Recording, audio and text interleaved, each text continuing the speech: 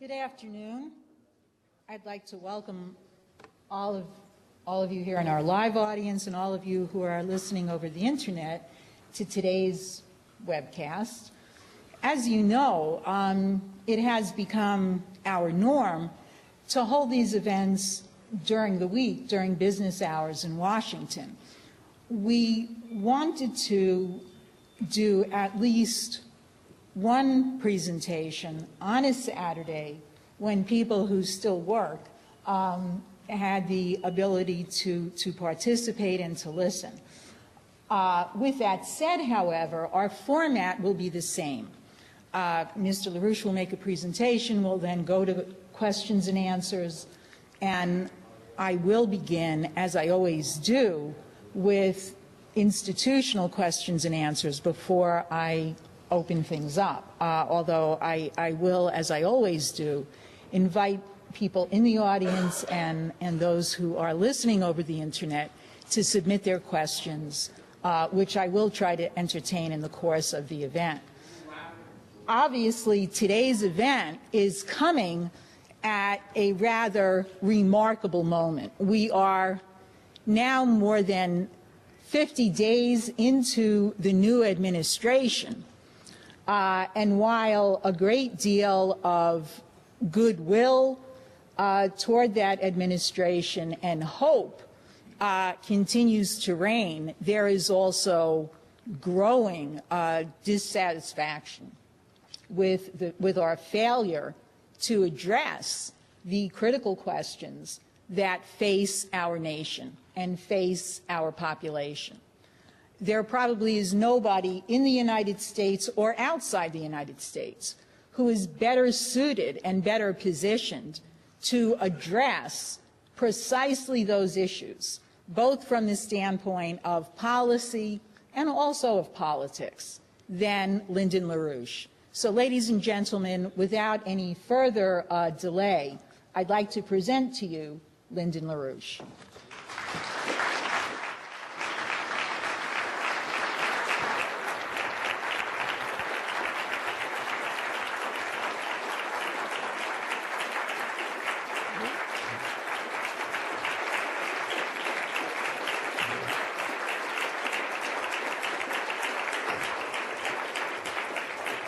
Thank you. I observed some faces that I have known, but I have not seen recently in this context. So I guess this Saturday idea was a good one. Well, this is going to be a highly structured presentation because we're dealing with a breaking point in world history. And it can be a breakdown point or an upturn in the process. This is a deadly moment. We've come to a time, lots of people will say, why don't you break it down in more simple language so we can understand it? I say, well, Papa, why don't you just sit there and let other people make the decision then? Because this requires some technical competence. We're dealing with a technical question of a present breakdown and the alternative of a reorganization to survival of the entire world, the entire planet's monetary, financial, and physical economic system. Now, anybody who's qualified to stand up and they know the details and the problems of the world's financial economic system and related systems has a right to speak up. Those who say it's too much for them to understand, they want it broken down to simple language, should shut up and listen. Maybe they will learn something. So we're not going to steer this thing in a direction to appeal to silly populist rhetoric. This is a deadly serious issue. If the United States does not solve the problem, or its part in solving the problem, then we're going into a dark age. And within a short time, there'll be about 20% of the world's size of population today still living. So this is a life or death question for entire nations and populations. The decision lies primarily with the initiative from the United States, from a U.S. government which is still confused on what to do, though there is more and more agreement about the severity of the issue. So this is serious business, and I shall be precise. and I shall be, when necessary, technical. And if you don't understand it, we'll get into the question period and we'll get some of that straightened out. Now, the first thing I want to do, in order to set the stage for the discussion, is to acknowledge an important development in terms of a statement by James K. Galbraith, who was the son of the famous Galbraith, who was an advisor to Kennedy. And because these questions are, while other people may have the same kind of formulation of questions that he presents in a recently published piece, nobody else has opened their mouths to say it publicly. And therefore, his questions and my comment on his propositions are extremely relative at this point. Now, so I shall go, here's one of the things he says. He says, first, I have 10 particular comments of mine on his paper. And his paper, of course, is generally available because it was published and by various sources. Deficiencies of their program cannot, therefore, be blamed on incompetence. Speaking of this crowd of White House and other people. Rather, if deficiencies exist, they probably result from their shared background and creed.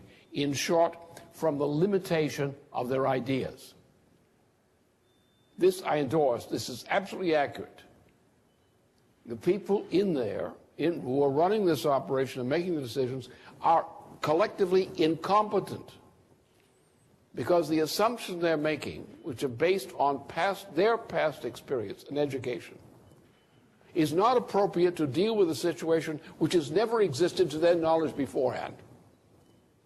No one on this planet has experience within their lifetime and within their education of a problem of the type which we have today. And therefore, they have no competence to present a proposed remedy. Every proposed remedy which has come officially from the White House or other sources or sidewalk conversation on the side is totally incompetent. Every press report is totally incompetent.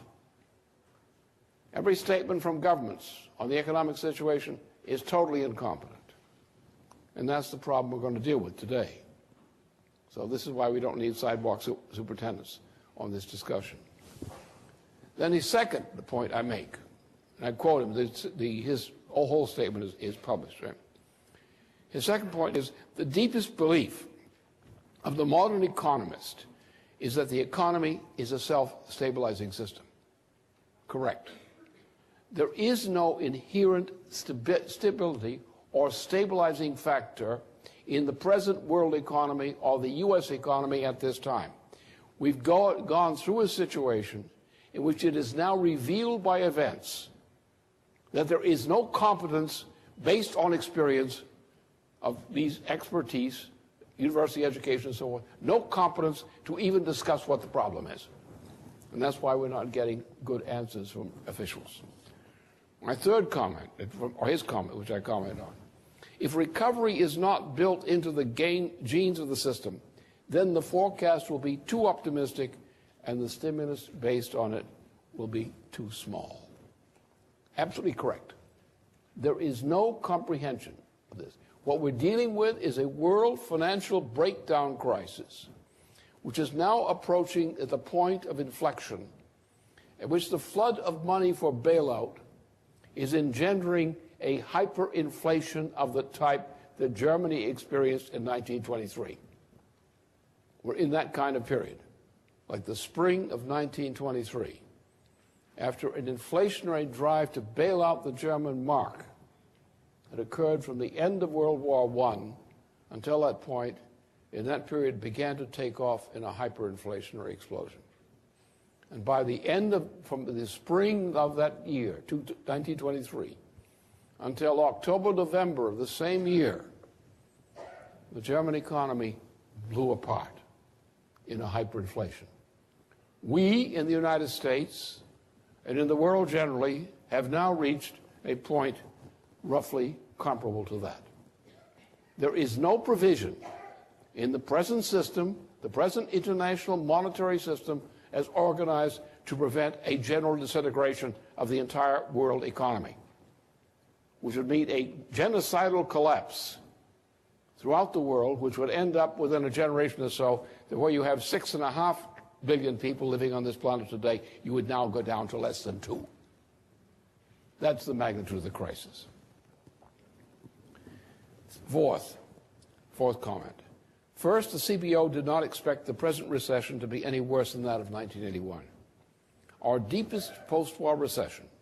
Second, the CBO expected a turnaround beginning late this year, with the economy returning to normal around 2015, even if the Congress had taken no action at all. Absolute idiocy. He's right. This is the situation. But we wait to see the 10 things I exit, put them together. Fifth, on depth, the CBO's model is based on the post-war experience. And such models cannot predict outcomes more serious than anything already seen. If you are facing a downturn worse than 1982, our computers won't tell us. We will be surprised. And if the slump is destined to drag out, the computers won't tell us that either. Baked into the CBO model, we find a natural rate of unemployment of 4.8%. The model moves the economy back toward that value no matter what. In the real world, however, there is no reason to believe that this will happen.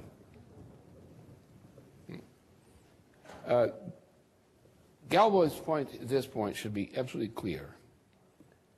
Either of these failed White House economic advisors is systematically and implicitly making a fatal error in judgment. Now you have Summers, who I think probably should be dumped, and Geithner should be allowed to function at the intellectual level he has and taken out from under the kind of pressure he's being subjected to now. I think he's probably a viable figure in the administration for these purposes. But you have to get Summers out because he's no good. And he's also incompetent in his dealings with people.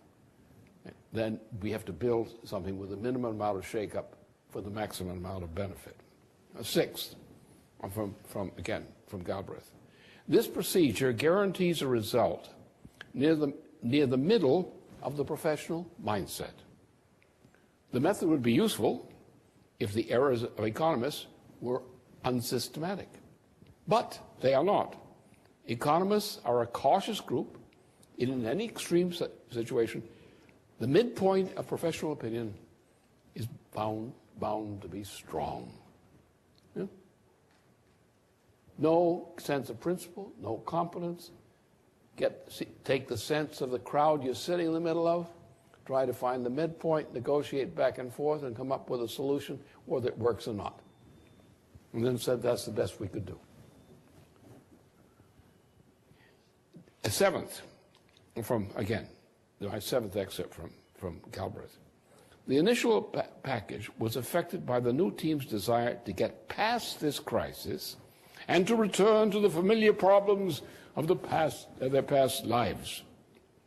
For these protégés of Robert Rubin, veterans in several cases of Rubin's Hamilton project, a key preconception has always been the budget deficit and what they call the entitlements program.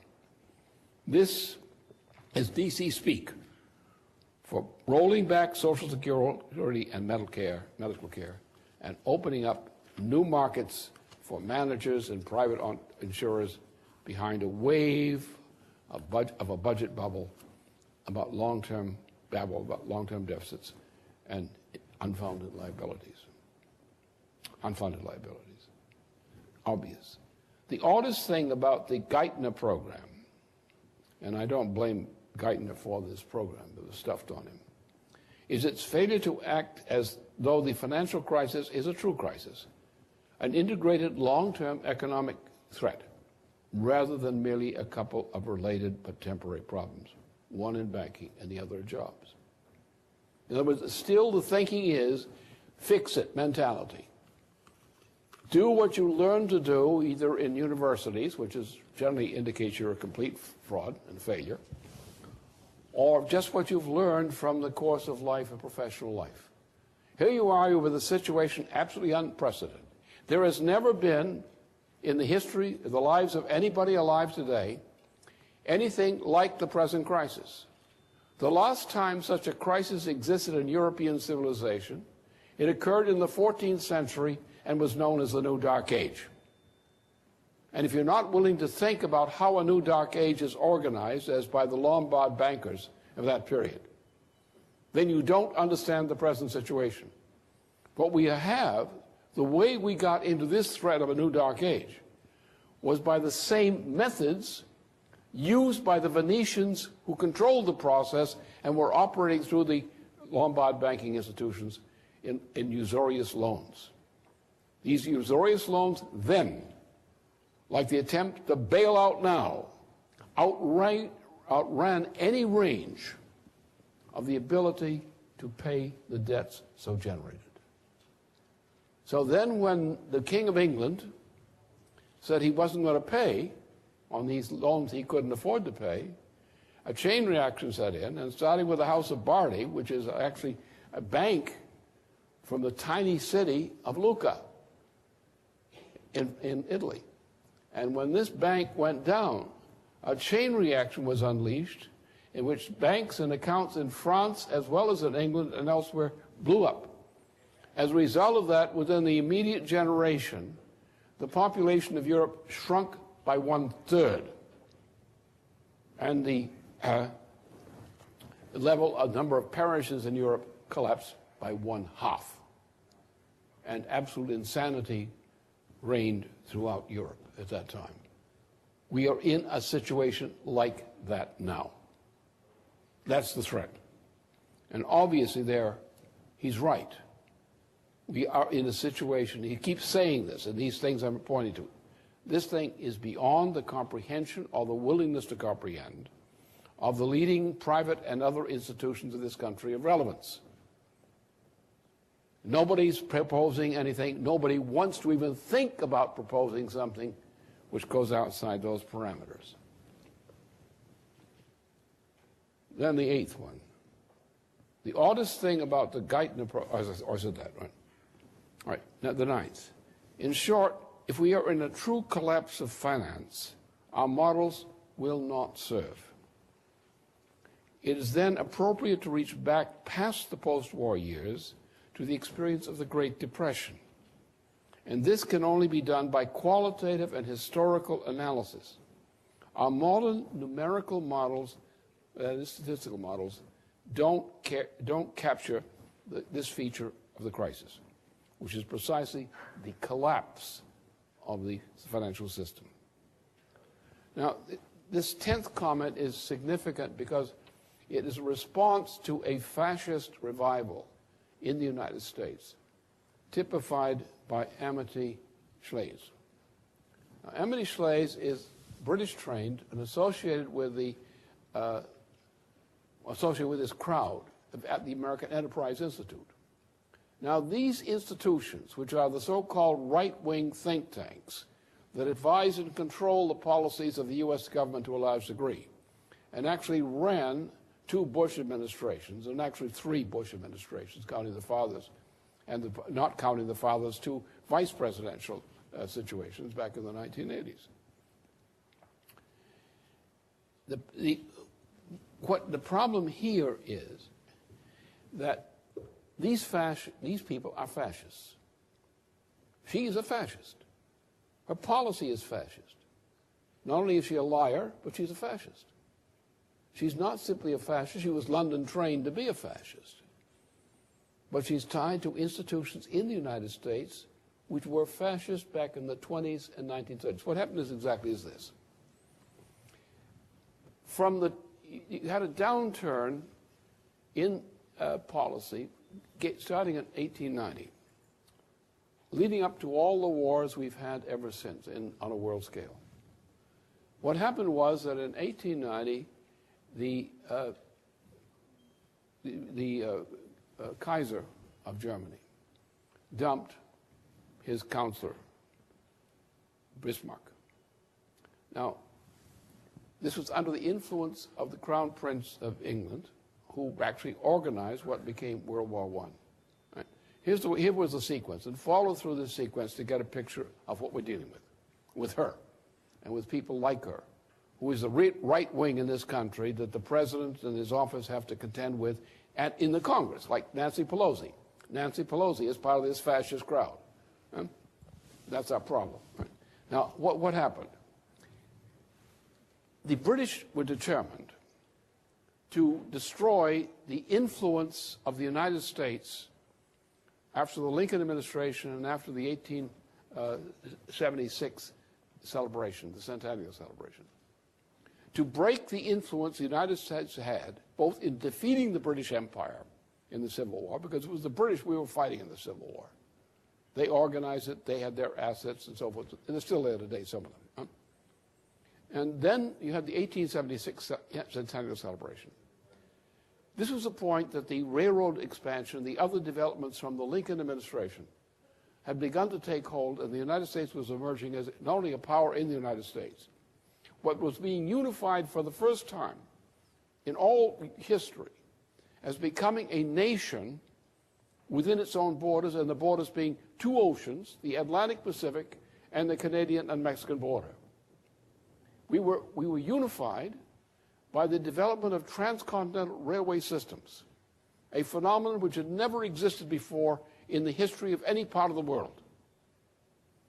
Around this infrastructure drive, launched actually by the Lincoln administration and mobilized for the case of the war, the Civil War, the United States emerged as a great power which could not be defeated in its own territory for the first time in our existence.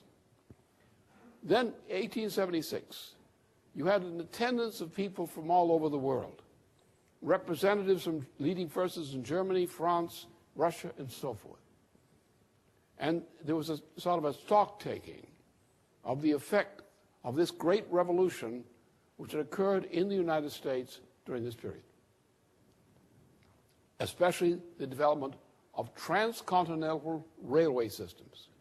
Now, the development of the transcontinental railway system was a revolution in economy. From the earliest part of European civilization until 1876, the world was dominated by sea power, even in terms of economy, because maritime power had a greater facility to conduct trade than any form of inland transport within nations or within continents. And what the United States had done by creating the United States as a continental nation between the two oceans and the Canadian and Mexican border, had for the first time shown what can be done in transforming power from predatory maritime power to the inland power of the sovereign state in and of itself. And to do this by tying together through transportation systems, rail systems, to trying to pull together entire continents for their own internal development. This was a great revolution in the economic history of mankind. This was a threat to the British Empire. The British Empire was strictly an empire based on maritime power. The British Empire had not been created as an empire of the king or something of that sort. It was a creation of a company, the British East India Company, which was an empire as a company, and which the King of England had little power over in that century. So you had a private company, which was a Venetian style of this kind of liberalism. Came out of Paolo Sarpi's influence.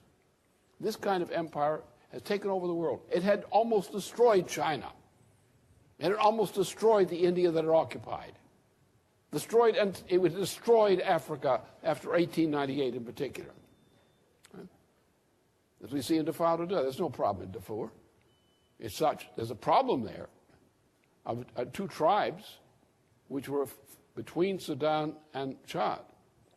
And when Lord Kitchener conquered and defeated the French in North Africa on the Nile system, at that point, the British had power, and the British decided that the tribe, the Fore tribe, would be given this desolate territory, this little area of increasing desolation, rather than the Chad tribe. So since that time, anytime there's any degree of instability in that area, this conflict between the tribes, well, the one based in Chad, the one based in Sudan, continues. And that is a Darfur crisis, which is being played by certain interests internationally. And our competent people in the diplomatic service who understand these areas and have worked this territory will all tell you there is no genocide being practiced by Bashir in Sudan. And only people who have no competence and no competent knowledge of the situation will think differently. So it's a case of the British Empire. So get back to this kind of situation. It's the same period, 1890. Now what had happened is the British plan was based on the model of what was called the 7 Years' War. That is, the power of Britain relative to the other nations of Europe had been done by their orchestrating, they and the Dutch had orchestrated a war, a state of warfare among all other leading powers of Europe, including Russia, Prussia, France, and so forth. So therefore, a 7 Years' War, which is a long war, it's roughly comparable to what we went through in Iraq recently, because of the lies of Tony Blair. This long war depleted the continent of Europe, and the British stepped in February of 1763 and took over with the Peace of Paris at that time. But who took over? It was the British East India Company, which then became a power over England, over the United Kingdom, and also became a world empire. This private company then operated independently of the control of the King of England, of the government of England, and became the government of England by eating it up. They looted India. They conducted mass crimes against humanity in India, organized, beginning the 1790s, they had organized the international drug trade, which they had used to destroy China in large degree in other parts of the world.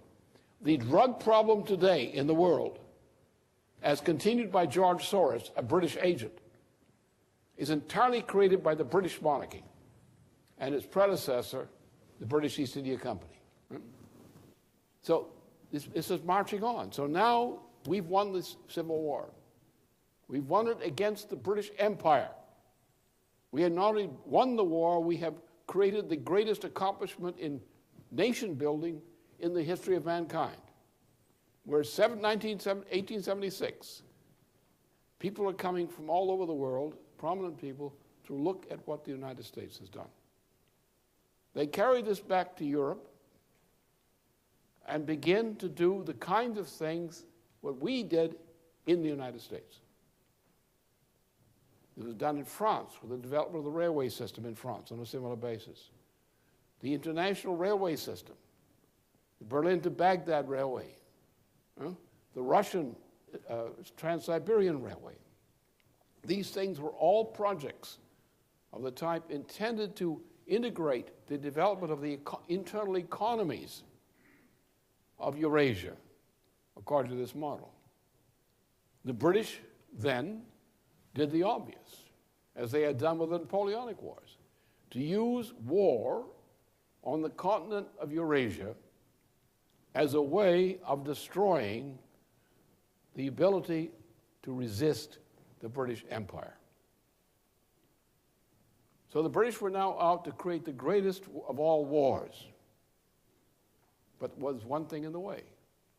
The war was to be based on starting a war between Germany and Russia. Now the problem is that the Crown Prince of England was the uncle of the German Kaiser and of the Russian Tsar. And so the problem was to get the Kaiser, or get the Prince of Wales, who was not yet emperor, to organize a war between his nephews.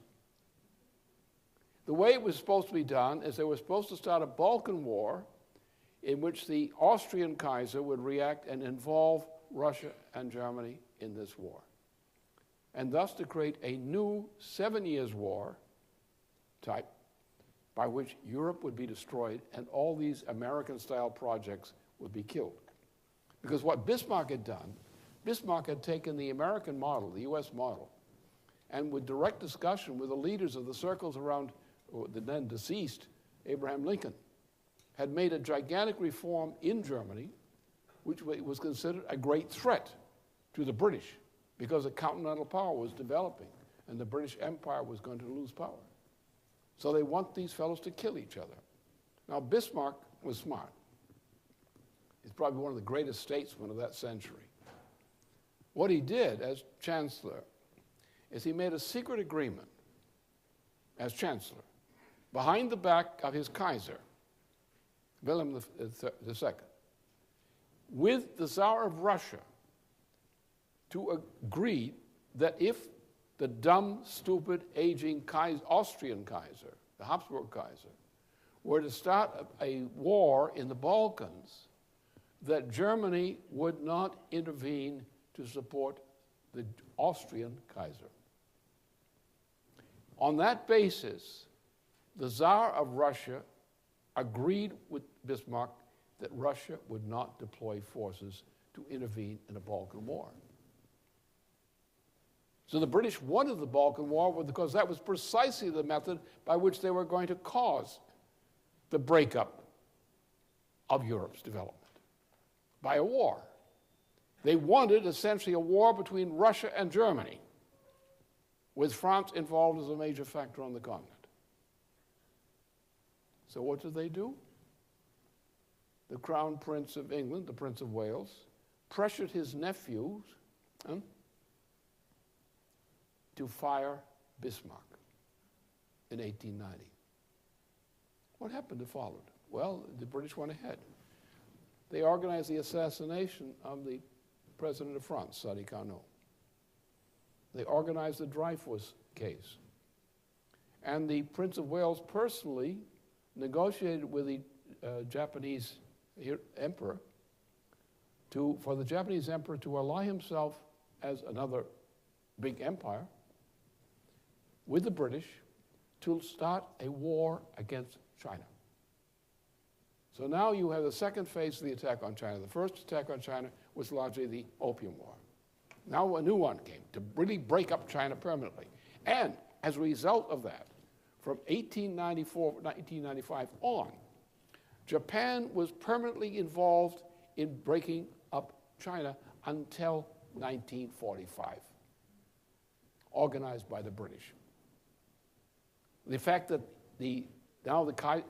Bismarck is out, this has started.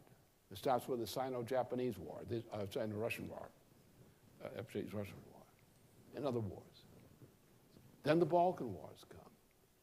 But in the middle, something else happens. The assassination of the President of the United States, organized from Europe, i.e. by British forces, McKinley, brings in a nephew of the Confederacy, Teddy Roosevelt, who's a stinking traitor. And after the fate, they bring in Woodrow Wilson, whose family was the family behind the Ku Klux Klan. And this same Wilson, from the White House, in the White House, organized a revival of the Klan on a larger scale than had ever existed before. So what you had is now a shift from a patriotic president, McKinley, to a British agent or a pair of British agents, typified by Teddy Roosevelt and Woodrow Wilson, and also Coolidge and Hoover later on. So therefore you had a shift in U.S. policy.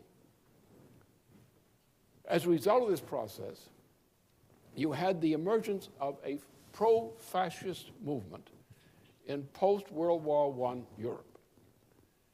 This fascist movement was built up inside the United States under Coolidge, Hoover, and so forth. You had an American Liberty League, which was organized as a fascist organization. Remember, these presidents and their circles had supported Mussolini, and they supported Hitler. As a matter of fact, Hitler became a dictator, not just a chancellor, but a dictator in Germany, days before Franklin Roosevelt was inaugurated, actually installed as president. So from the time that Roosevelt was president, the financial establishment, the Wall Street establishment in the United States, together with the British, had installed Mussolini in Italy. They created Mussolini, and they did also install fascism in Germany, which was organized from London. So now we were faced with another kind of 7 Years' War, a greater war. And in the United States, this movement, which Amity Shlaes echoes today, she's an heir of this movement. These right-wing attacks on Obama are based by these people. What are they? These people are the people who were the fascists, the Nazis, the pro-Nazis in the United States and elsewhere back during the 1930s. And they're still the pro-Nazis today. And that's the kind of problem we face. I don't know to what degree James Galbraith knows the details of this, but I know it, and a lot of other associates with me know it because we've done our homework on this thing. We have the document, we have the proof. The American Enterprise Institute is an echo of the Nazi supporting organization back in the 1930s. And you're getting a bunch of people who are a revival of Nazism, fascism, or whatever you call it today. And that's our big problem. That's the problem that Obama faces. That's what the fight is.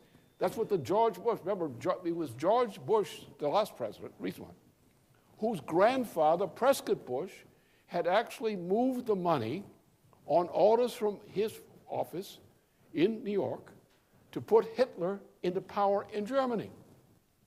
The German Nazi Party was bankrupt, and the Nazi Party was bailed out by Prescott Bush, the grandfather of the just departed president. And the character of the Bush family, the grandfather Prescott, George I, and George II, were all fascists.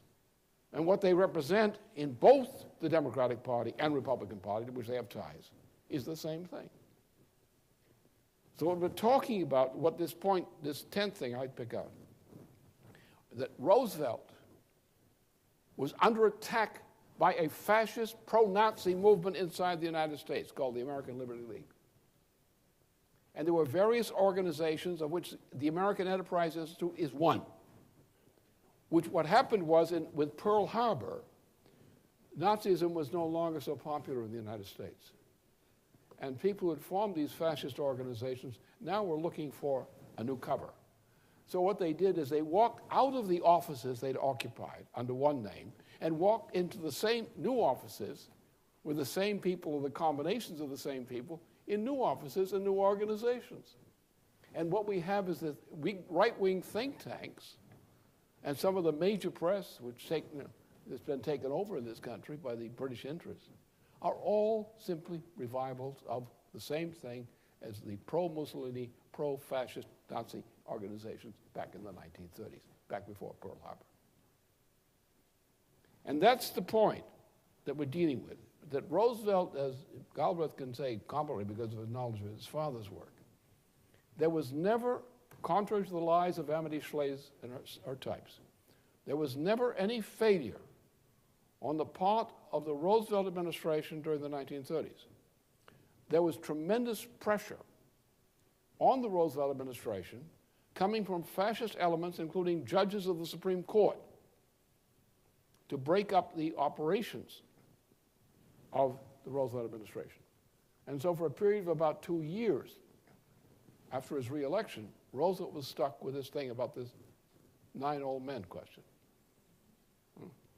And stuck with that, and therefore he was set back in his recovery program. But the recovery program was going on because the work that was being done by the WPA and similar kinds of institutions was making valuable work, which resulted in at the point of our entry into the war effort, that we had become the greatest industrial machine on this planet. We were able to win World War II not because our troops were well trained. They weren't. They were people like me who grabbed up, in the draft. And I find myself with something I never thought I would be doing, is training troops for World War II. So we had developed a machine where our technological superiority, our logistical capability, meant that even though our troops were not as well trained as, say, the Germans were, the German troops were much better trained, much better qualified for combat. But we outnumbered them not only in personnel, we outnumbered them in logistics. They would get hundreds of pounds, we would go it in tons. We could load the beaches in any part of the world with a vast production coming from people who had largely been mobilized into industry during the Roosevelt period of the 1930s. And therefore, what happened was, the result of this, we entered into a period in which the United States was going to be destroyed once Roosevelt was dead. Because the United States had destroyed the British Empire's potential for empire with the Lincoln victory and its sequels by 1876. Roosevelt, with his leadership, had created a United States which could not be defeated at the time he died, until Truman took over and began to take it apart under orders from the British. And that's the lesson we're learning today, is that the United States is the target of the British Empire and what it represents today. That is the enemy.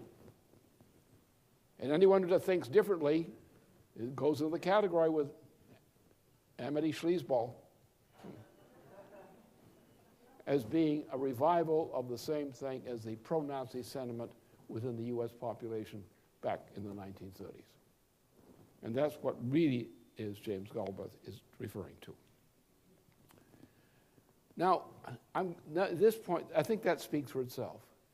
But the key point, summing up these 10 points I referred to from his presentation, is that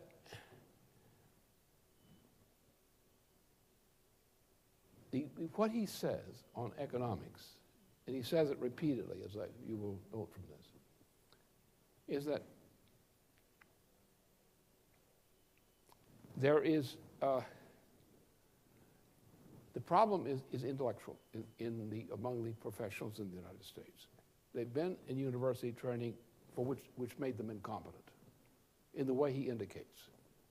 They go by models, by statistical models and other kinds of things. For example, I've been forecasting significantly in terms of the forecasts I've made since the 1950s.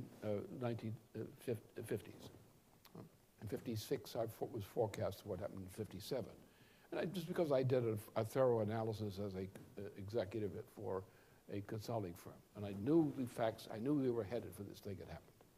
Since that time, I've made a number of longer range forecasts, all of which came true exactly as I projected them. I've never failed.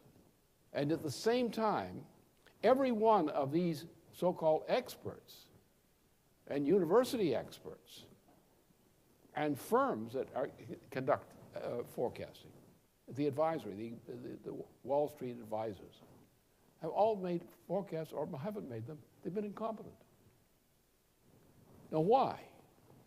And that's the thing we have, this real subject we get into now. Why are all the economists, apparently, why do they all tend toward utter incompetence in the way that James Galbraith indicates in this report? And I think there are others who would make the same thing, but he has more guts, perhaps, and has put it forward where others have hesitated to say what they know. The problem is they all predicate their forecasting and economic policy on a limited sense of agreed premises and agreed methods. The worst of it is statistical forecasting. Say, statistics show us. Our statistical model shows us. This sort of thing. It is all intrinsically incompetent. And before I finish this presentation, you'll know why. But that's our problem. And they all believe in the God of the kind of policy of the Truman legacy. They all believe, the people who do this, that, well, Roosevelt made some mistakes, or that Roosevelt was wrong. Or you got like Amity Schleesball, they say they lie about it. But they interpret it wrongly. And on top of that, you see from the advice that they give, if you look at the history of the rise of the U.S. economy up until the death of Franklin Roosevelt, and you measure this in the relevant criteria, then you take the post-Roosevelt period, under Truman, under Eisenhower, after the killing of Kennedy, there is an accelerating rate of decline in the physical output of the economy per capita and per square kilometer, physical output measured, up till the 68 breaking point. In 1968, the amount of new construction in basic economic infrastructure fell below the level of attrition in the old investment in infrastructure. From that point on, with the 68ers, which were already an economic disaster, the very existence of the 68ers was an economic disaster. And they're still running the United States today. The people who were throwing bombs in the summer and fall of 1968. They're running the economy today, people who think like that. It's their ideology that dominates the economy on everything.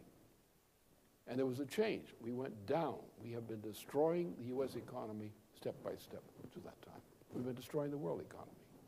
We've exported our industry to people in poorer countries who don't have the skills that we had. We shut down those industries. We shut down that agriculture and exported the production, agriculture and industrial production, to other parts of the world where they didn't have the skill and preconditions of infrastructure for sustaining that kind of investment for their population as a whole. So therefore, we shut down Europe's economy. We shut down the U.S. economy. We looted other countries to nothing. And the few countries we built up on this basis of globalization are now a disaster. Take the case of China. China just had a disaster. As a result of the great bonanza it had, through shutting down the U.S. and European industries in particular, and transferring the work for too cheap labor in China. Now suddenly the market for Chinese purchase of what they are producing has met a sudden collapse, an accelerating rate of collapse in the China economy. And you will see that in every part of the developing sector, which has been the beneficiary of runaway jobs, while shutting down the employment in Europe and North America. So in fact, we have been declining. And yet, some people are richer, and some people may not be actually richer, but they get drunk more often. And they feel good. So that's been our trend. So what we are a dying economy. We no longer have the actual net physical wealth that we used to produce. We have less. But some people have a lot more money. Why do they have more money? Well, let's take, we had another depression in October of 1987. By the way, I forecast that one too. And people said it wouldn't happen, but it did. But at that point, the U.S. economy was about ready to go into a depression. Along came Alan Greenspan. And Alan Greenspan has no morals whatsoever, so therefore he was able to think of things that decent people would never think of. So he took something that had been, people had gone to prison for, and he made it national policy for the Federal Reserve System. And it became what known as in the form of financial derivatives. So now what happened is we built up a grand financial bubble based on self-multiplying.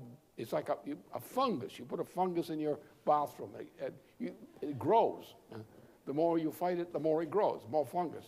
A new kind of fungus comes in. So what we did is we built up a tremendous amount of debt. Now, this debt was not debt incurred by production or by investment in actual production. This was a debt which grew all by itself. Because you invest, you set a certain amount, you say, okay, this is our yield. So now we've got this debt, which is going to have this following yield, annual yield. Now let's say we'll give this debt a life expectancy of 10 years, 20 years. Now we will assess the debt, not on the basis of the money that was put up, or was promised, not even put up, but promised. And they'll take the promise of that amount of payment, and they will multiply that by a factor. And they will come up with, say, this has a capital value, which should be traded on the market at this multiple price, at a price this multiple over so many number of years. So what we've had is the more this debt grows, the more it grows. So we have actually a hyperinflationary bubble in financial derivatives and related kinds of nonsense, which has been growing up, and we call this prosperity over recent years, since Greenspan's miracle, right?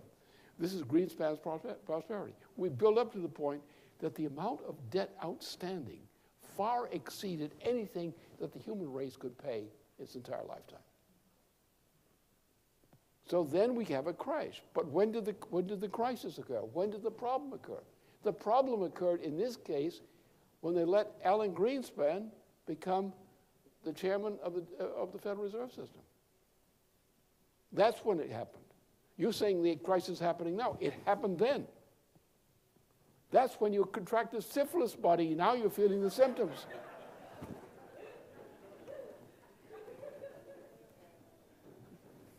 So that's the nature of the problem. Is what we have today is you have the people who think, or are supposed to think, in markets, in firms, and so forth, are totally incompetent relative to the standard of industrial management, say, back 20, 30 years ago, even then.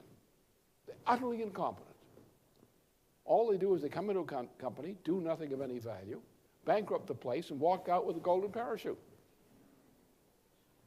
They have no competence whatsoever.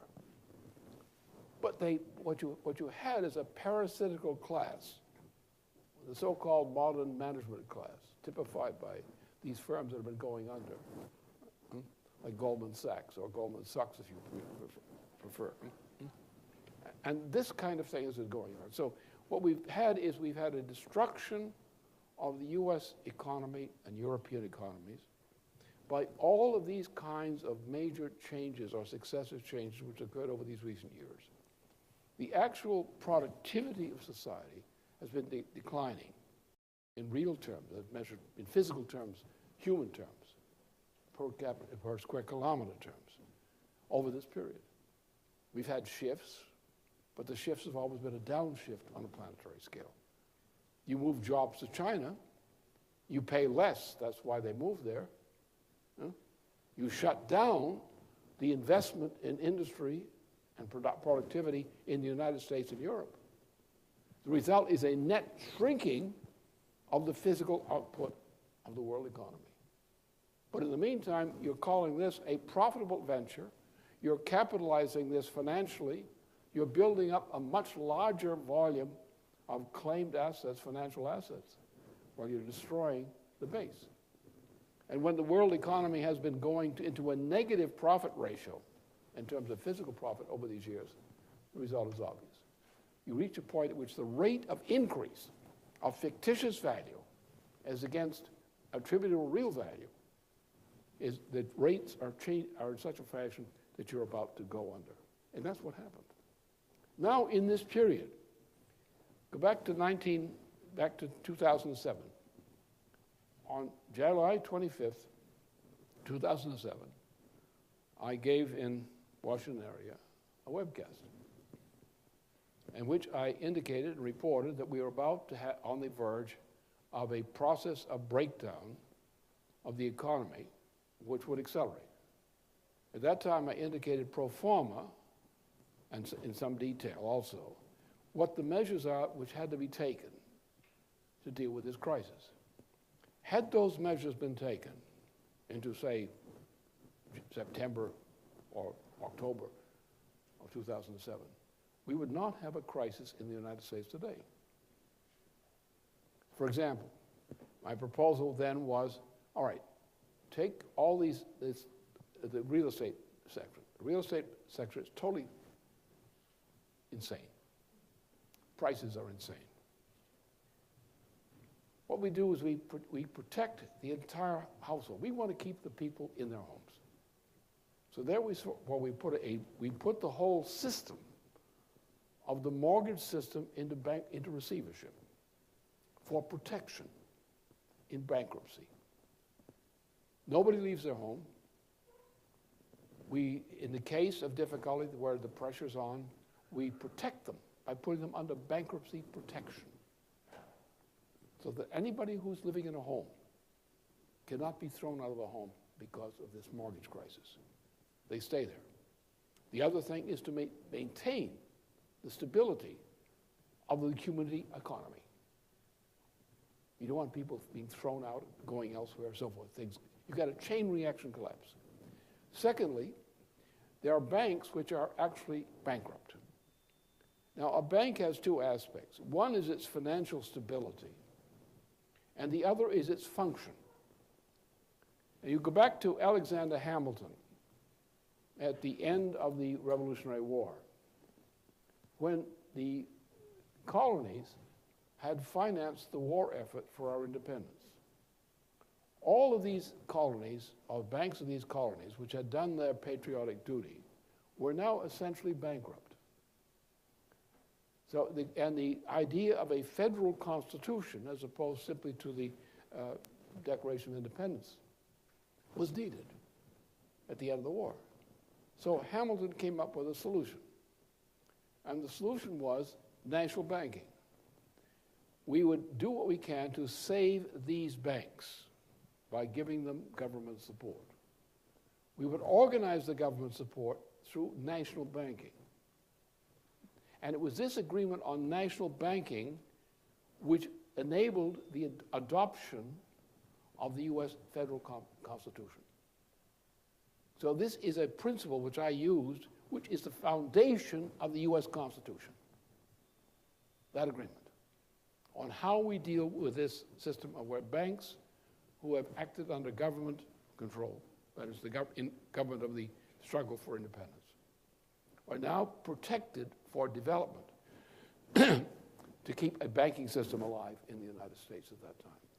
And the Constitution was organized around that pivotal issue. So national banking is our natural tendency. So what do we do in this case? We say we put the banks under protection. So now we put the banks as well as the householders, held householders, we put them into bankruptcy protection to reorganize the system. And then we start a credit system to get some growth going, real growth in the economy, which means we have to go to negotiate a new international system, a credit system to replace the monetary system, which is hopeless. Those are my proposals. Had we done that,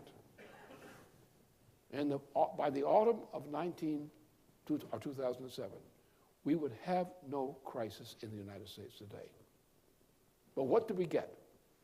We got Bailout Barney Frank, under a dollaring senator from Connecticut. And what they did is they now bailed out every piece of worthless paper in the world with their friends, including golden parachutes. What they have dumped as U.S. obligations alone on the basis of this crisis is sufficient to sink the entire world economy into a bankruptcy of the type experienced by Europe in the 14th century, but this time on a global scale. So what we've had is in effect, a criminal government of the United States under George Bush, and that criminal policy of government has not been corrected since Obama was elected, or inaugurated. And that's the problem.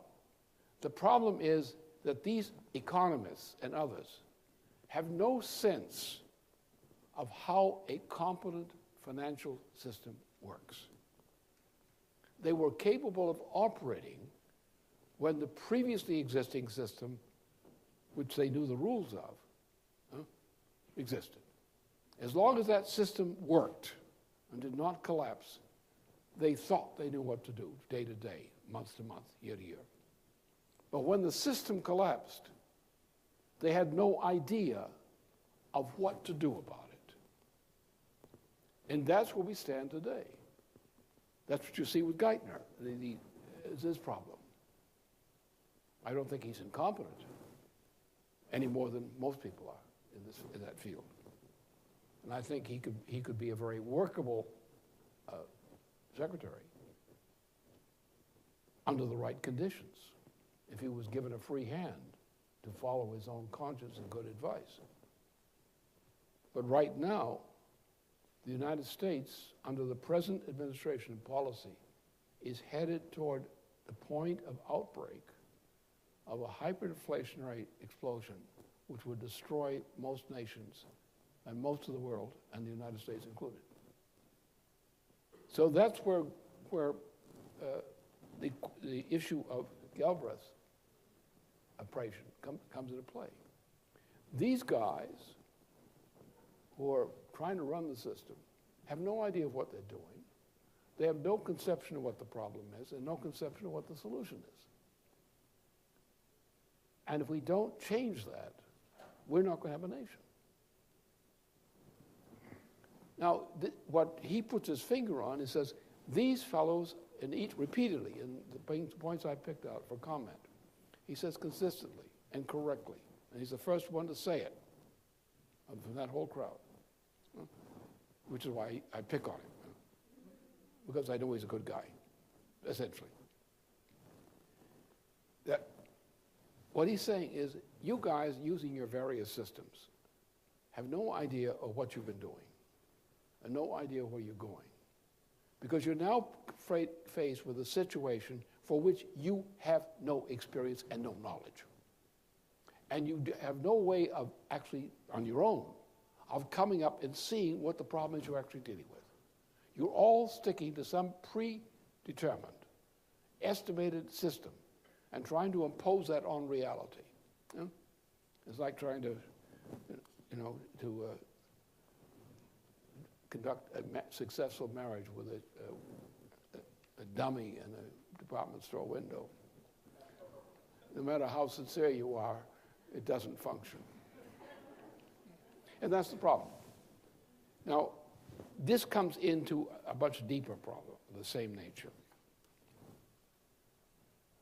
which is what I now turn to, in a succession of essentially three essential issues which have to be addressed. Let's just get me this all organized a bit. Okay. What we have to look at is forget the idea of money as such.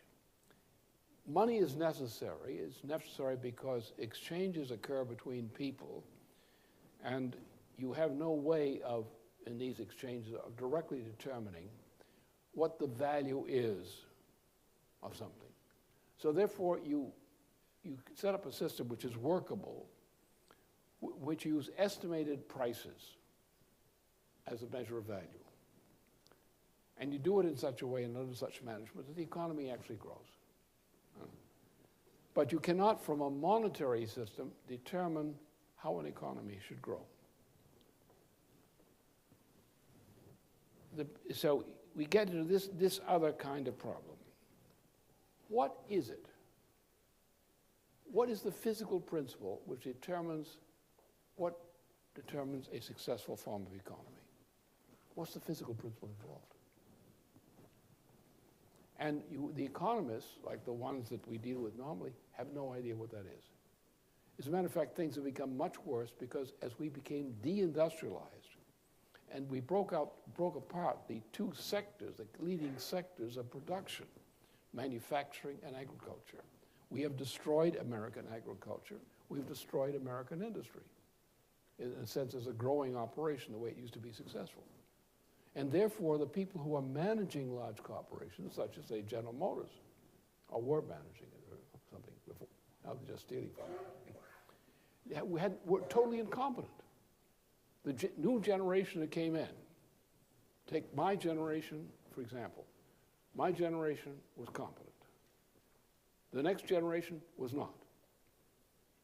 My generation was production-oriented, agriculturally, industry, infrastructure.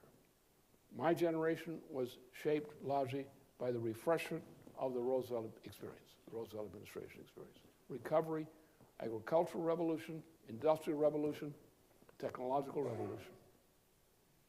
We had managers who actually managed in the sense of increasing the productive power per capita and per square kilometer of firms and farms. That was their drive.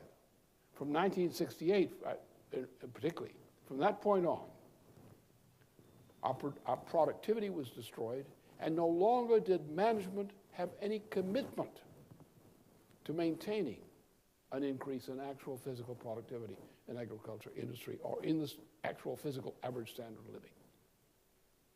So we've been faking our way on credit since this process. The question is, what's the remedy? We no longer have the people from my generation as managing these firms. The next generation is not too good, and the generation coming in now is absolutely incompetent. How do we rebuild what the American system represented? What are the principles? Well, we can say industry and agriculture. But what about this question of profit? Isn't it necessary, if you're going to have a growing industry, that you're able to produce enough value from that agriculture, that industry, and so forth, so that you have something left over for development and expansion of the economy in the period afterward? In other words, where does the real profit come in? Not the money profit.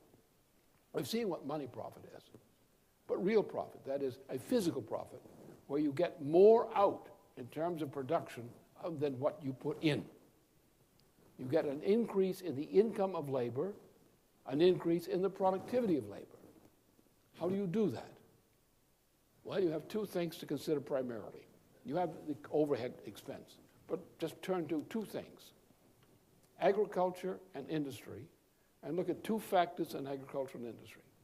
Look at current operating costs, that's what it takes to run the machine that you've got, and how much you have to invest in the capital funding of that machine, the existence of that machine. You apply that not only to industry, privately held industry, for example, and corporations, but you have another bigger machine. The biggest investment in any successful economy is a physical investment in basic economic infrastructure, which by and large is entirely in the public sector, not the private sector. It's in the state and it's in the nation. This involves, for example, nuclear plant. You can't build a nuclear plant based on a neighborhood. A nuclear plant is one way or the other. If you're going to have enough of them to do the job, and we do need a lot of them, we need fourth generation types, the pebble bed reactor types. Because with the pebble bed reactor types in 1,000 megawatts or something like that, we can generate synthetic fuels from, you can purify water, we can also develop fuels from them by producing synthetic hydrogen or hydrogen-related types of fuels. We can then use these fuels. We don't need to import oil from abroad anymore. You're taking a cheap product and you're transporting it around the world at a very heavy price of transportation and mobilization. That's crazy. Why not produce hydrogen-based fuels in every community or every large community? What does it take? Well, you've got a 1,000 megawatt reactor of a pebble board type, and you can generate a lot of byproducts from that, just apart from the electrical power. Industrial power, industrial forms of heat, similar kinds of heat. You can produce synthetic fuels, gaseous fuels. You fly. They're more better for airplanes than airborne transport than these kinds of fuels. You also can take the waste heat of the reactor. You take the various levels of heat coming out. You measure everything in energy flux density, the concentration per unit of area, a unit of weight of the power, what the relative temperature is. And you go from the highest temperature, which from a standpoint of physics of the periodic table is the place where you really do the things like transmutation of materials, all the way down through various chemical processes, down to using the waste heat as a way of providing the heat for a community, heat power. You can even provide a surrey through a whole area of a community. And the very lowest grade of heat, you get enough heat out of that to heat a house or to cook a meal. So therefore, by using a central heat system through nuclear power, you can go all the way down to the requirements of the lowest level of life and simplify life for people, which means when you simplify life, you make the cost of production cheaper. You increase the productive power of labor. You're able to produce with high temperature reactions things you could never produce at low temperature. This idea of using solar, wind, what from the mouth of a politician? It's nonsense. Right? So we could do this thing. So the question is, what's the process by which we take the total population, which will tend to increase, and how do we increase the productivity of that population at the same time as raising the effective standard of living in terms of what it means to live at the same time? That means you have to have a transformation in the physical principle of economy. And the first thing is you go to the higher temperature reaction, like nuclear power. We started out burning brush or burning down the neighbor's house or something.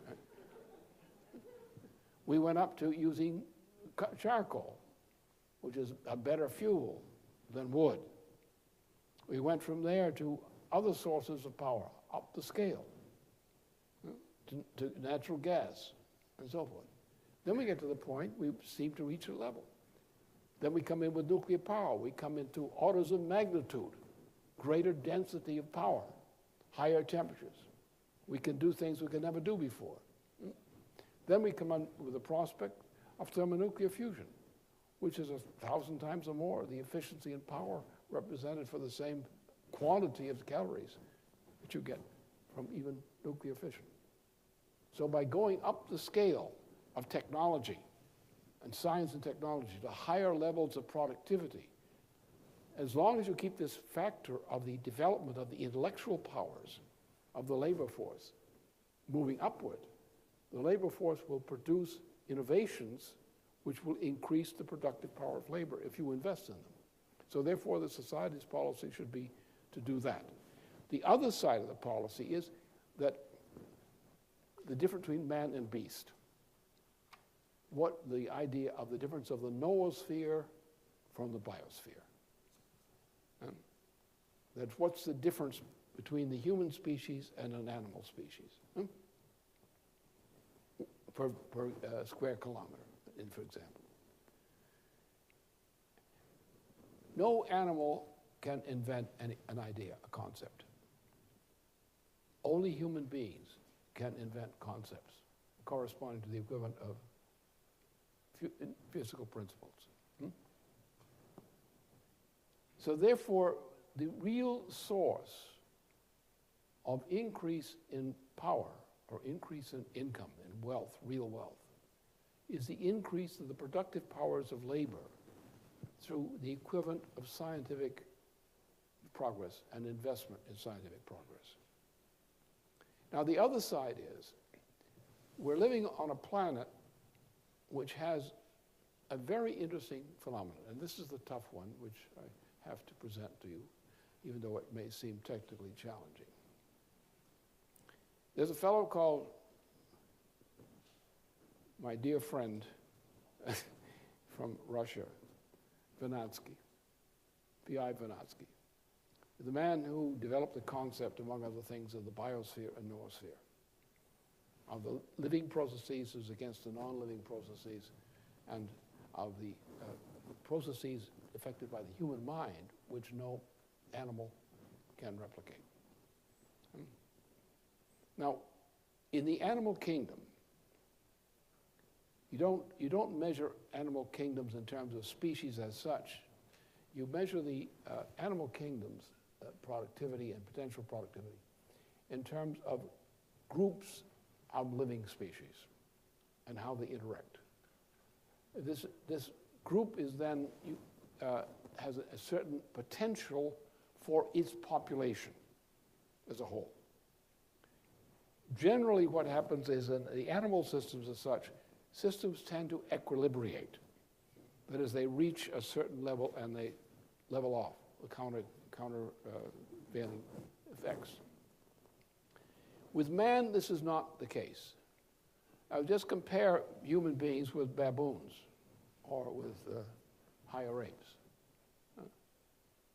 What's their population? They're individuals. They look like a typical politician. Why can't they? Why can't they do the same kind of thing? But only a human being, only the human mind, is capable of generating an increase in its population above a fixed level of the type you get for any animal species in a specific habitat. Only man can do that. The human mind, this is done by the human mind because the human mind, unlike any animal mind, is capable of making the equivalent of fundamental discoveries in physical principle, or the equivalent kinds of discoveries. The discoveries are typified by physical science on the one hand and by classical artistic composition in another. Both are significant. One, physical science applies to things that man operates on. Classical culture pertains to those kinds of activities which operate on the development of the human mind and the forms of cooperation among human minds. So these two things which people do and no animal can do. Some animals can imitate people, but they can't generate what they imitate. They can imitate but not generate it.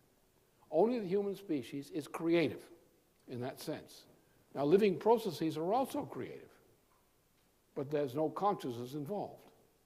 For example, in Australia, for example, you had all these funny species, pouch bearers, and then you had, when the mammals came in, the poor marsupials were crowded out because they were inferior in their performance, in their habitats.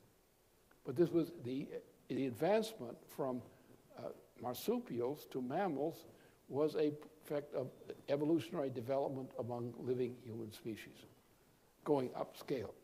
And since Australia was cut off from the parts of the planet where this development was going on of mammals, they were stuck with marsupials.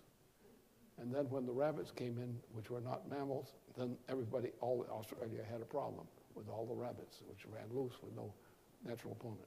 So you have a potential development of mankind, of this living species on the planet. There is positive evolution in living species. But this is not deliberate. This is the development process which is built into the anti-anthropic tendencies characteristic of living processes.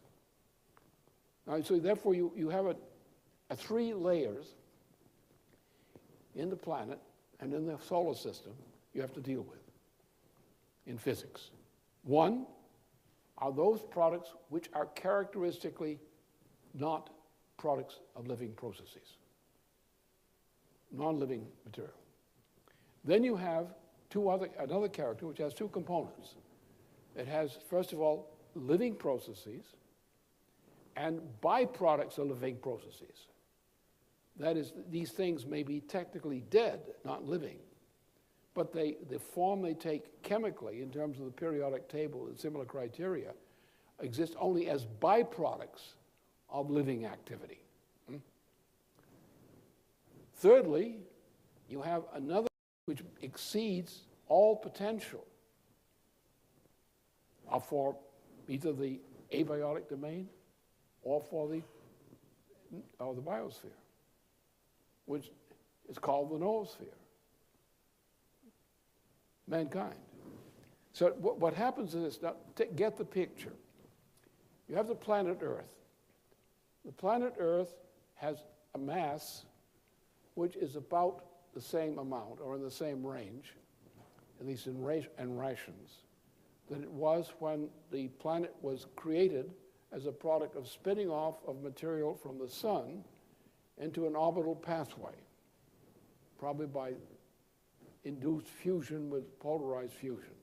That is, the sun, a hot little sun, is spinning around fast up there, all by its lonesome.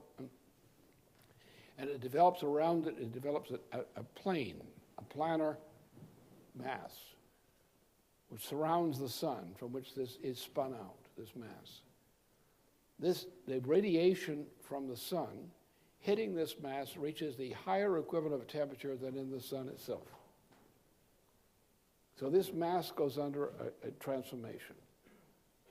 Now, you can see it in terms of the periodic table. That is, what are the elements you find in the sun, and what are the elements you find in the material in the planetary system, which was produced by the sun. So the periodic table of the planetary system is higher in its development than that of the sun itself. So there's a development process. Now, the result is we're on a planet, Earth, after all these processes that led up to that point.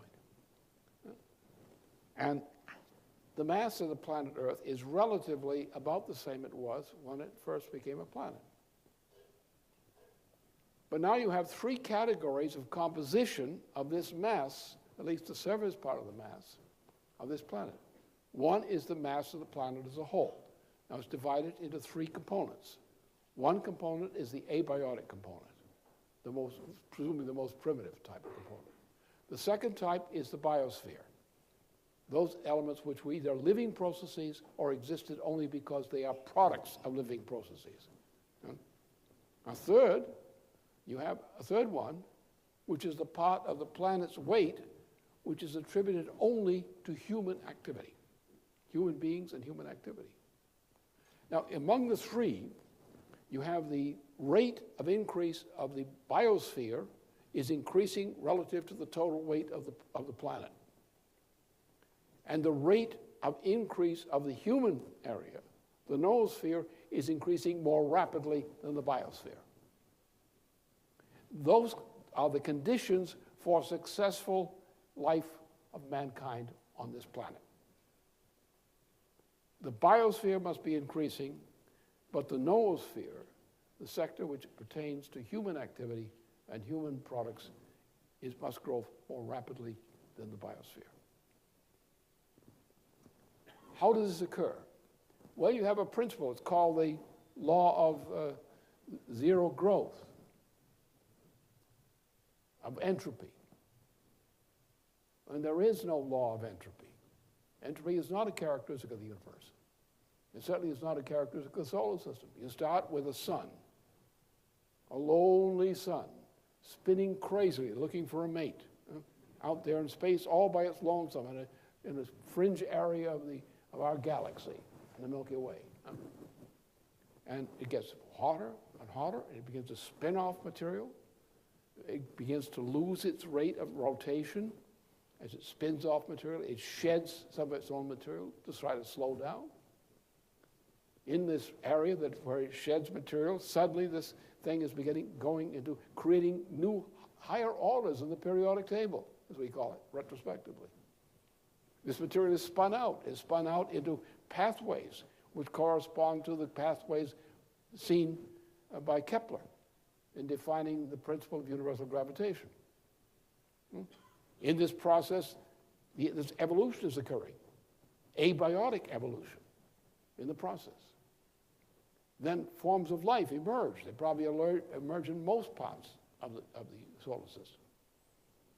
Species emerge and develop. They go to higher layers as the biosphere. Then mankind's intervention transforms the whole process so that we have material which has come from the sun largely. It's now gone through this process into planetary orbits. We've landed on Mars and Earth in particular, which are very susceptible of being places for life to have existed at one time or another. We have an emergence of a biosphere on the planet, and probably we still have a biosphere, a remnant biosphere on Mars, but a biosphere on the planet. The biosphere undergoes evolution. Into this process of evolution of this biosphere, mankind suddenly appears somehow or other. We're not quite sure how that happened, but mankind is there. Mankind now takes over, and mankind has a characteristic which is not characteristic of this. All three phases are subject to evolution, anti-entropic evolution. Organization in the system is subject to anti-entropic evolution. It's a characteristic lawfulness of the universe, contrary to the Olympian Zeus and his orders. But then mankind introduces conscious evolution. Mankind as a species changes its characteristics as a living creature through self-development intellectually. What's wrong then with economy? The economists all assume, most of them assume today, statistical economics presumes an absolutely abiotic economy.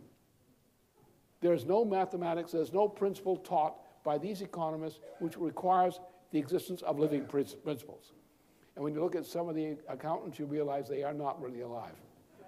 The second layer, you have processes which are alive, which are willful in some ways, but they have no independent will. They have only the ability to adapt to a form of behavior which has willful form. But they cannot innovate from within themselves an absolutely new kind of behavior. Only the human species can do that. And the human species is now driving the evolution of the planet. We are not subjects of the planets are subjects of us. Because the greatest rate of change in the planet is occurring through the human mind, not through so-called natural processes otherwise. Now, how does a human being function? How do we, where the apes are these days, and some people think we're apes. Some people credibly seem to be apes. Some are politicians. We don't put them in zoos, we put them in the Congress. Right?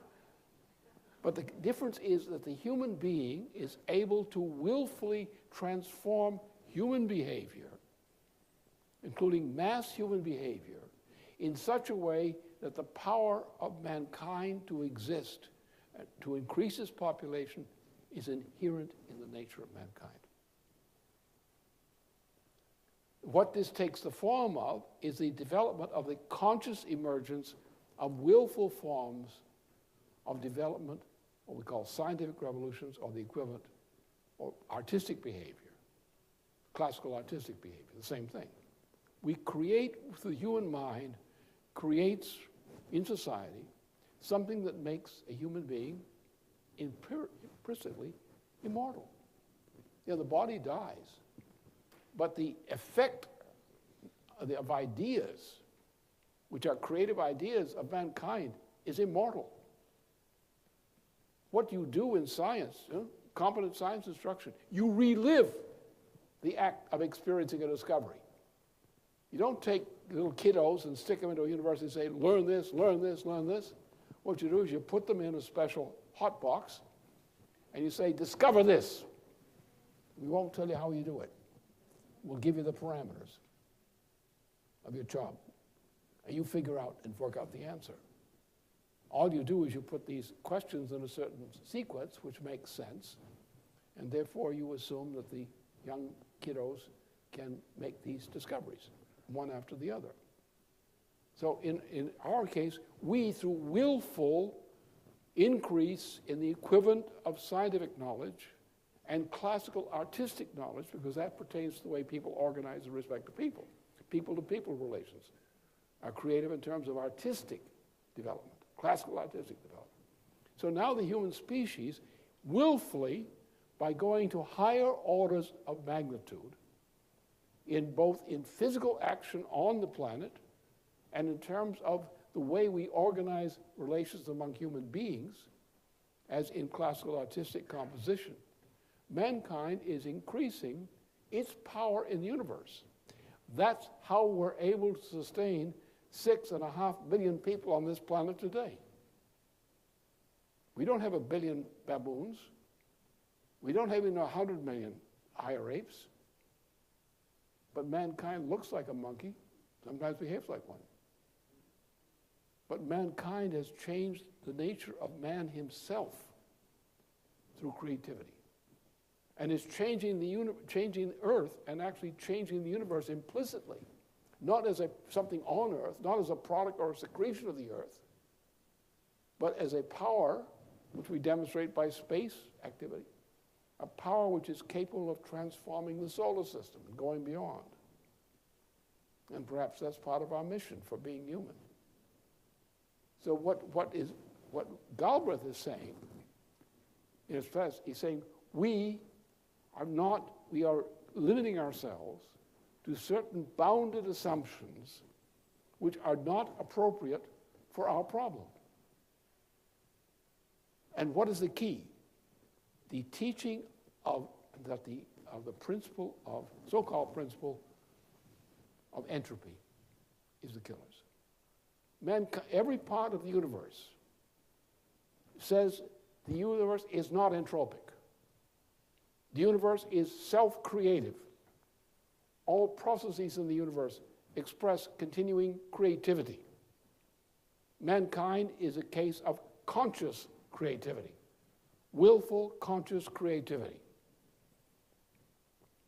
And we say that mankind is not creative, should not be creative. We have the green policy. Carbon. We have that kind of policy, which is a denial of creativity. When you raise this question, they say, no, the law of entropy, the law of entropy. There is no law of entropy. And what you see is where creativity has demonstrated in U.S. history and European history and elsewhere, has demonstrated that man's creative powers are the way in which man solves his problems, by which man advances, by which the condition of the planet advances, and will continue to advance. And that's what an economy should be. The first principle of economy is the principle of creativity, of individual intellectual creativity. Both on the one hand, creativity in dealing with things which are inferior to us in terms of species. And secondly, with respect to creativity in relationships among human beings and within the human organization of the human process itself. And that's what's been missing.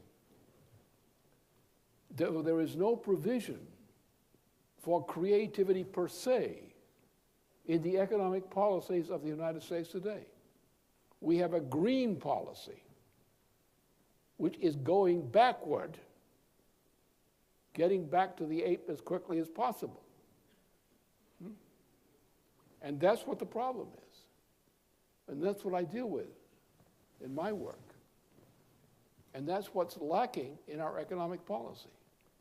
We never really developed a good understanding of the implications of creativity per se, of human creativity. We had developed a good approximation. We liked to promote young people, formally, in becoming achievers in science and related kinds of knowledge. We would be able to recognize, by certain standards we developed, what was progress and what was not. We called this improvement from one layer to the other of progress, we called it creativity. Now that was not false, but it was not accurate either, because it did not go to the question of the principle of creativity as such. But nonetheless, we had the approximation, so now what are we going to do? We say, where are we going? Well, how do we say where we're going? The planet is going negative. We're dying as a planet. The people who are running the planet don't know what creativity is anymore.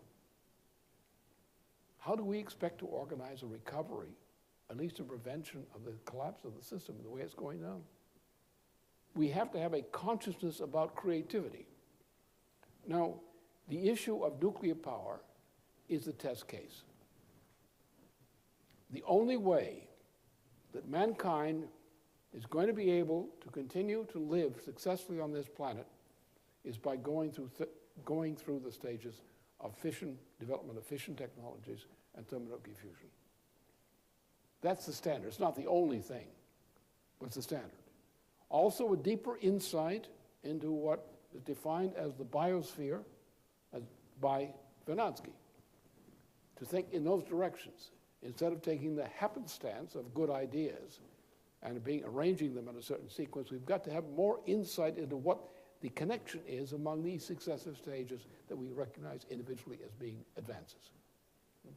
We have to order society, so we have, for example, investment of any significance today as we become more dense in our intensity, the more capital intensive.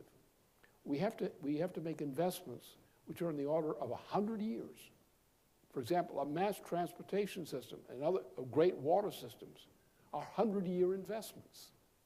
Other investments, like a nuclear power plant, is at least a 50-year investment. You can't go much better than that these days. Maybe we can later. But all these things involve investments which are measured on the scale of either a generation or a multiple number of generations, or at least a half generation. An investment in a plant, in an industry, is a half-generation investment in terms of its basic cycle. So therefore, we have to look into how do we look forward. We don't say, how do we react to what happened yesterday? How do we react to what we must achieve 50 years from now? How do we react to the obligation to reach that 50-year point ahead and do it in such a way we know we're going to progress? And that's where the problem lies. We don't have a conception of what it is to be human. Really. We know what human is as we meet people on the street or in life generally. We can tell the difference between a monkey and a man. We still can do that. That hasn't been taken away from us yet. But we don't have a conception, we're not taught those conceptions in universities today, which, as even in former times, tended to guide us as to what progress was and to recognize what the lack of progress represents. Now we think the lack of progress is now a virtue. Going backward is a virtue. Going back from the steam engine and back to a solar collector or something, which costs more to build than you get out of it, in point of fact. So therefore, we have lost that. What we lack is economists and statesmen who are able to do more systematically than we've done before what the greatest statesmen did in the past, as the work in the United States, which led to this great revolution in the middle of the last century, or the previous last century. I'm getting a bit old now. I've gone through another century since I was born. So that's our situation. We don't have a sense of even the ordering of this kind of progress, that the imagination that we used to have as an inspiration, which became known as the American method. We've gone backward. But that's not even good enough. We need a much more systematic conception. For example, we have to think about how we develop the infrastructure of the planet. Now, that's a 100-year to a 500-year investment. We have to think ahead, centuries, because we're going to transform this planet physically, its characteristics of its surface physically. We're talking about investments which are 4 to 5 generations or more in advance. We cannot step on our own feet all the way. So we have to have a policy which we know will stand up scientifically for these kind of advanced periods. And that we don't have it. And that really is the point of Galbraith's point. We have to look beyond the reality of our immediate experience and our past experience. We have to say the present lessons of experience are not reliable for us. We have to look further into the future. And that's what's lacking. We have to define from the level of the federal government, because the United States as a nation is going to have to commit itself to certain long-term changes in policy. We're going to have how are we going to get rid of the garbage? We've got a lot of garbage of various kinds. How are we going to build the kind of systems that we know will stand up 100 years from now or 200 years from now as sound investments in building the future? And we have to have economists who think in terms of these kinds of conceptions, who think as the example of the work of Bernanke typifies. We can look to the future. We can have a sense of what is a sound direction to go in now as the effect it will have on the future. And we have to go with the idea that this has to be coupled with an increase in the productive powers of labor. So that in respect to human needs, we are able to increase the rate at which we advance in capacity to meet human needs. This is typified for us by the case of Africa. I looked recently at a study of Africa, which was done from the level of helicopter flights. And they took the entire continent of Africa and gridded it. And you had a shot of each grid as you flip these big charts, grid after grid. And what do you see? What you see is the most atrocious lack of development imaginable. When you see it in this form, you want to vomit. Where's the railroad? Where's the highway? Where's the city?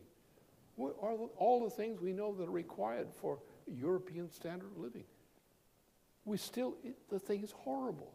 Just a few areas are developed as local areas for some parts of the population. Africa has been looted. It's ruined. The British Empire has committed one of the greatest crimes of its existence in its domination of Africa. We got to get the British out of Africa. Otherwise, the Africans can't live there. Get rid of, the British are the disease. Get the British out and the disease may be cured. And that's our problem. We don't think in these terms. We don't think in the terms of the future. And that's my business. But because I can do that in my own way and have done it my own way, and I've been successful in forecasting on this basis of this and knowing what the effects are of not doing it, I know it can be done.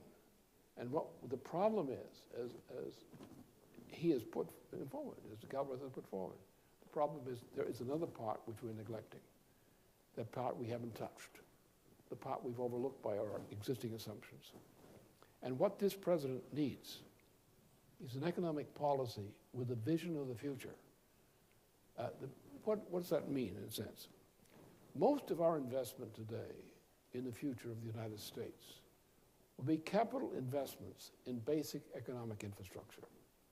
We have to take, for example, the water system of the central United States. That is the area which is the Mississippi running down from the middle. And you have the Rocky Mountains on the one side and the Alleghenies on the other. It's the major system of the United States, coming out of the Great Lakes and downward. This movement of water. Now, managing this movement of water and also make sure that we have water tables which are up to standard, that is refilling these water tables and maintaining them is crucial. So there's no question that we should be investing in a long-term commitment for what we have been neglecting in terms of this system between the river system, the water system, the aquifers, between the Alleghenies and the Rockies. We should be doing that. All these cars driving around where they are, it's insane, the trucks, it's insane. The economy has gone backward as a result of all this one mode of travel on highways as a way of living. We need mass transportation. We need a system of mass transportation which is efficient and clean. We can have it. Okay, that's a safe investment for the next 50 years, the next 100 years. We need new power systems. A safe investment for the next 100 years, a series of these investments, to change the character of things. We need to rebuild and reorganize our cities. We need to stop the big, giant corporations which are failing us now, like General Motors. We need to promote smaller corporations, which may be corporate in form, but we distribute these more readily so that every part of the country has a number of industries in each area which are its characteristic industries. And people don't have to commute 2 hours a day each way to get to and from work or other conventional travel. We can make those kinds of decisions. We know we need power. We know we need high-density power. We know we have a water shortage. We're running down fossil water. We know the aquifers are being collapsed. And it's from the industries that you generate by dealing with these problems of infrastructure that you create the new industries that you need. In other words, you don't start building industries. What you do is you take the major infrastructure which you need in order to develop the industries, and you use the development of those infrastructure with the intent of promoting the possibility of the effects you're trying to create. And that's the way we have to go. And we have to go that way based on the fact that we are raising the level of technology. We're raising the scientific level of technology and the application of technology constantly. And if we're doing that, that means that we know in advance that we're going to be increasing the amount of product we produce relative to the product we consume. You know, in a physical profit into the operation of the U.S. economy and can do the same thing on a world scale. And the administration should be able now, with people who think, as implicitly Galbraith indicates, a policy which is based on the assumption of growth of technological progress, scientific and technological progress. We can do that. And if the administration cuts all the crap out, take all the crap out of its budget, put these things that are bankrupt through bankruptcy reorganization, don't try to bail them out. Stop the bailout.